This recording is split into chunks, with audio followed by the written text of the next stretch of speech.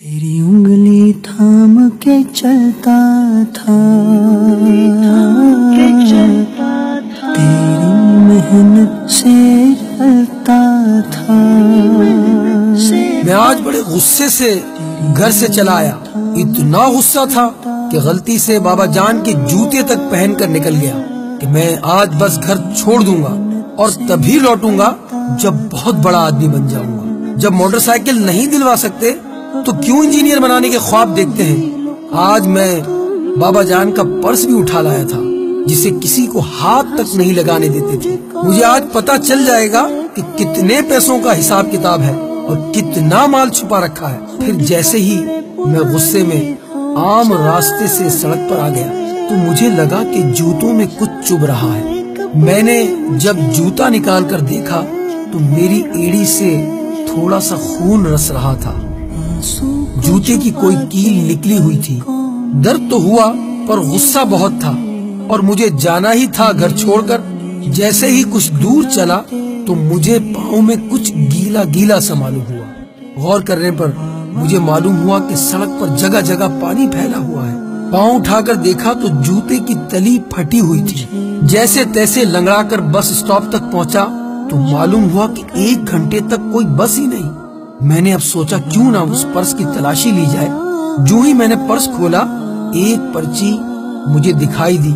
اس پرچی پر لکھا تھا لیپ ٹاپ کے 40,000 قرض لیے، پر لیپ ٹاپ تو گھر میں میرے پاس ہے۔ دوسری ایک اور پرچی کو میں نے دیکھا، اس میں ان کے آفس کی کسی شوق ڈے کا لکھا تھا۔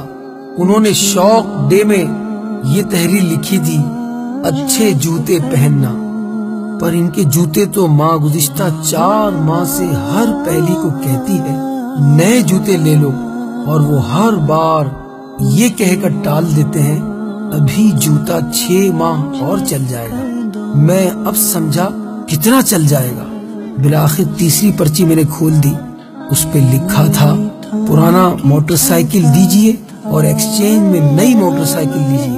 پڑھتے ہی دماغ گھوم گیا، بابا جان کا پرانا موٹر سائیکل، یہ میں نے کیا کیا؟ میں گھر کی طرف بھاگا، اب پاؤں میں وہ کیل نہیں چھپ رہی تھی۔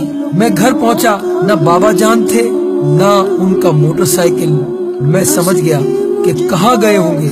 میں بھاگ کر ایکسچینج ایجنسی پر پہنچا جہاں لکھا تھا پرانا موٹر سائیکل دیجئے نیا لیجئے۔ خود کپڑے پرانے ہو چاہے،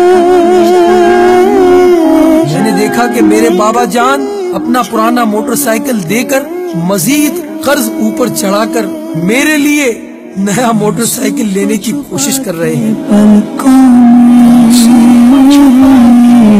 میں نے ان کو گلے سے لگایا اور کہا بابا جان نہیں بابا جان، میں ایسا نہیں ہونے دوں گا، مجھے یہ موٹر سائیکل نہیں چاہیے، مجھے آپ کے جوتے چاہیے۔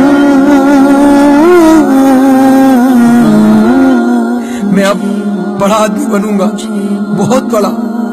میرے بابا جان آپ جوتا لے لیجئے اور مجھے معاف کر دیجئے۔